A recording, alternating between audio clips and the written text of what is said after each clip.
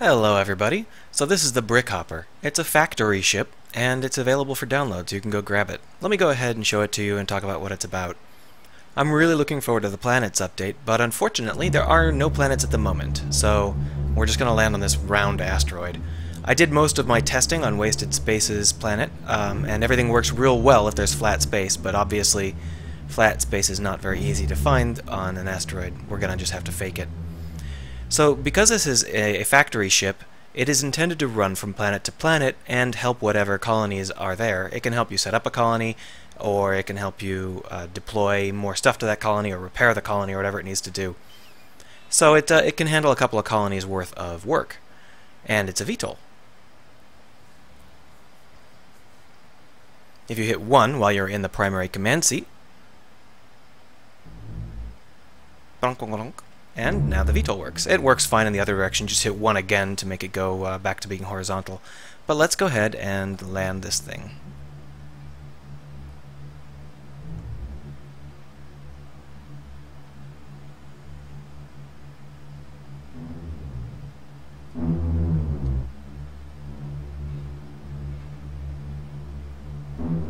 Now, because this ship will be providing the gravity for our car, we are going to be a little bit careful about where we put it and how we tilt it. That should work. Normally we would land it someplace flat, preferably an actual landing zone, but this is fine too. Let me go ahead and show you around the Brickhopper itself. We actually start here in this space. This is the command area. Everything here does stuff. These programming blocks actually have programs running. Those timers are actually running things. Those screens are actually showing important things. And those cryopods are empty, but they don't have to be. Here is our engineering room. From here you can actually see the nacelles, make sure that they're in full working order and not busted. That one looks busted. Oh, I was just facing the wrong way. There's the nacelle. Over here is a medical room with a little cot in case you break a leg.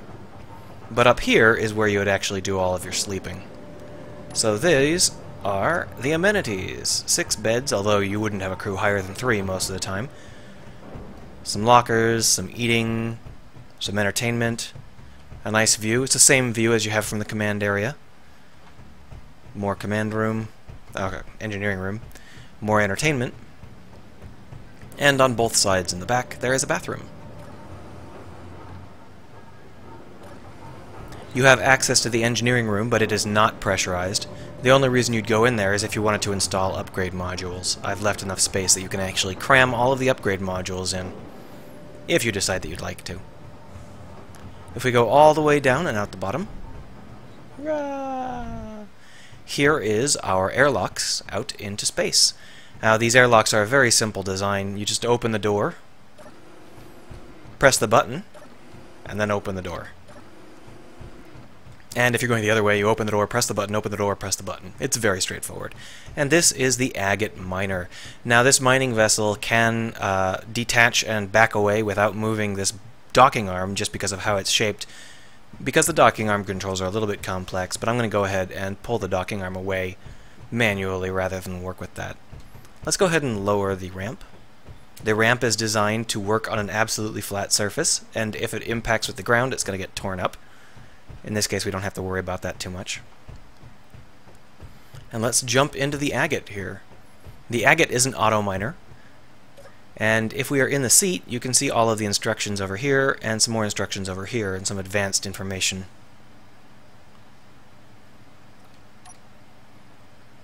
Now, in order to move, we're going to have to bring up those landing legs.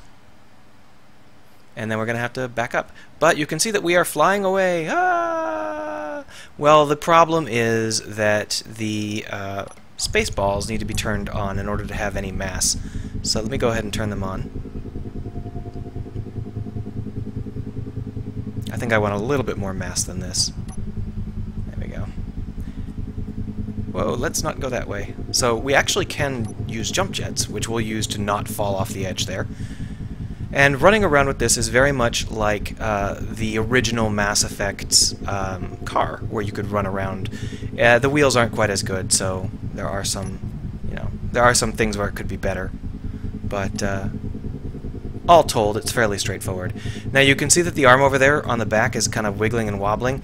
That's because, unfortunately, just due to stupidity on my part, when I actually built this, I didn't take into account that the arm would block the dock port. So what we have is... oh, shoot. I just floated too far away. I was wondering why everything was working. So I'll turn on the jets, and we will fake it a little bit. Sorry about that.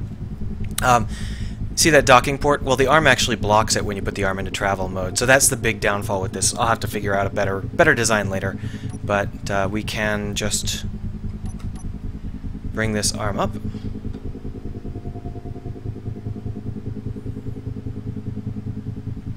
And it will eventually dock itself, and you won't have to worry about it, and you can drive around at high speeds and jump and all that stuff. But for now, let's just go ahead and mine something. This place looks like a pretty good place to mine. So in order to mine, the first thing you want to do is drop your legs down, and make sure that you get at least one grip. Oh, we floated too far away again, sorry. There we are, we're gripped.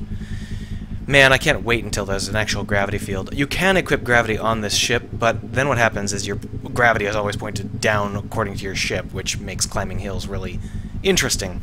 Anyway, let's go ahead and mine. To mine, all you have to do is hit 6, and the auto mining starts. Auto mining takes 2 minutes, and we can get out of the vehicle and look around, because it is completely automated.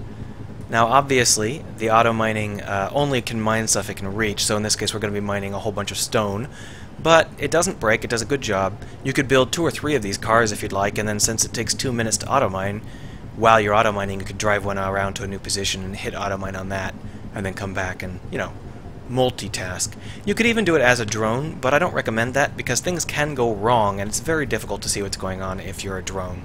If you can get out and walk, it's much easier. Now, I could make it auto-mine a little bit faster, except I wanted it to be robust, and this auto-mine actually makes it so that you cannot accidentally fail to screw something. You can't screw something up.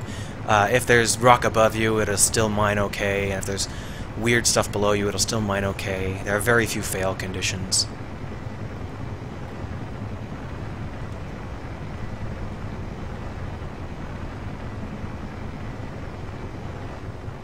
Doesn't get every single square inch of rock, but it does a pretty good job.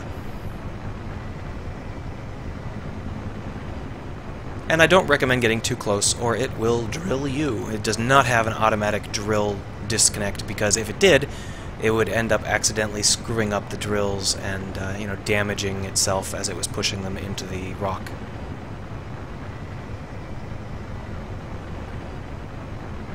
This was not a great angle, unfortunately.